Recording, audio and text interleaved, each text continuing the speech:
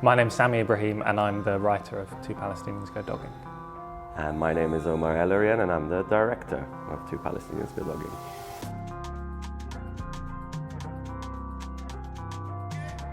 I've always been interested in telling a story about Palestine and trying to kind of make sense or get my teeth into that part of the world and make sense of that part of the world. It was quite refreshing to see a lens that was so playful and bold applied to a theme that, you know, often is treated a bit with white gloves. If you have Palestinian ancestry, you are always kind of asked, oh well, what do you think about it? Because you must have a privileged opinion. From a Western perspective, it's a kind of blanket identity. It's like Palestinian, but actually there are very different experiences. And I think what I feel I can articulate as much as Sami does in his play is the experience of that kind of 2 or 3 generations removed, and what does it feel to have to confront that, and what question it throws up. But there's the thing of the story and things being passed down,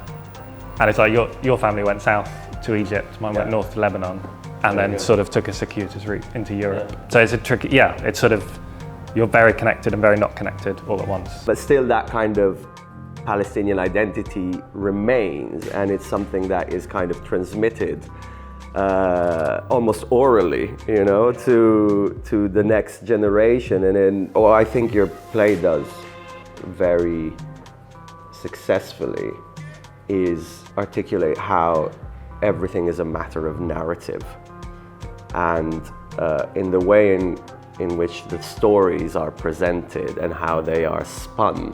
One single event can have like 2 different readings or multiple readings. When you're in a theatre, there are 2 things that feel really good, and one is when the whole audience is all together, of like, we're all going to laugh at this at this really funny thing, or we're all like dead silent because of something we're watching, which is always a thrill. But then also at the other end, the moment where an audience is sort of completely separate because no one quite knows how to respond to a thing that's happened.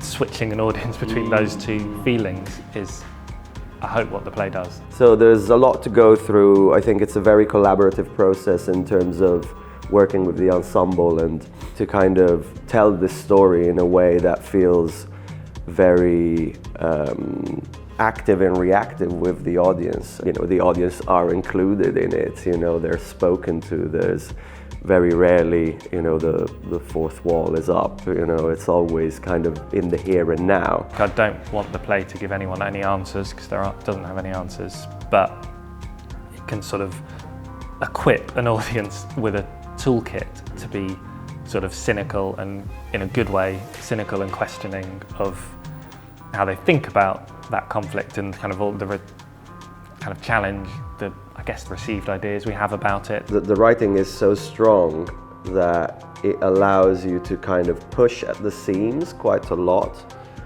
in terms of how you treat stylistically the staging of it, presenting something that maybe on the page, when you just kind of read it and imagine it in your head, can be quite filmical. But actually, by doing it live in front of an audience, you are able to kind of decompose that and allow the audience's imagination to do the work.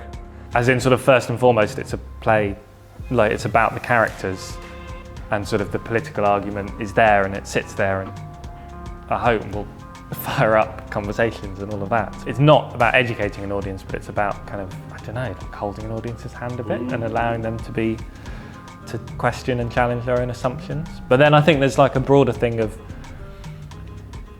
being interested in giving an audience a fun evening.